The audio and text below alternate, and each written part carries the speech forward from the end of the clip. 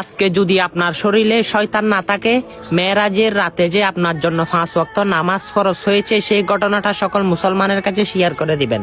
আমার রসুলকে আল্লাহ রব্বুল আলামিন উম্মতে মুহাম্মাদির জন্য 50 ওয়াক্ত নামাজ দিয়েছিল।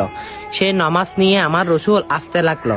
তখন হযরত মুসা কালিমুল্লাহর সাথে দেখা। মুসা কালিমুল্লাহ জিজ্ঞাসা করে, ইয়া রাসূলুল্লাহ, আপনার উম্মতের জন্য কি বা আল্লাহ রব্বুল আলামিন উপহার দিয়েছে? তখন আমার রসুল বলে 50 ওয়াক্ত নামাজ। তখন মুসা কালিমুল্লাহ বলে, আপনার উম্মতেরা 50 ওয়াক্ত নামাজ পড়ার সুযোগ পাবে না, আরো কমিয়ে নিয়ে আসেন। তখন আল্লাহর দরবারে আমার রসুল আবার গেল, গিয়ে কমাইতে কমাইতে 5 ওয়াক্ত নামাজে নিয়ে আসলো। সুবহানাল্লাহ। সে 5 ওয়াক্ত নামাজ আমাদের জন্য নাজাতের উসিলা। আল্লাহু আকবার।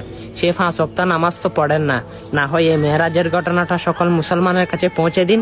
নামাজ কিভাবে আসলো, কোন দিনে আসলো, সেটা তারা জানতে পারবে। নামাজের সওয়াব কিন্তু আপনি পাইতেও পারেন। এটাই আপনার নাজাতের জন্য যথেষ্ট হতে পারে। অতি শীঘ্র শেয়ার করে, অনেক ভিডিও তো শেয়ার করেন, এটা শেয়ার করে দিন। আমিন।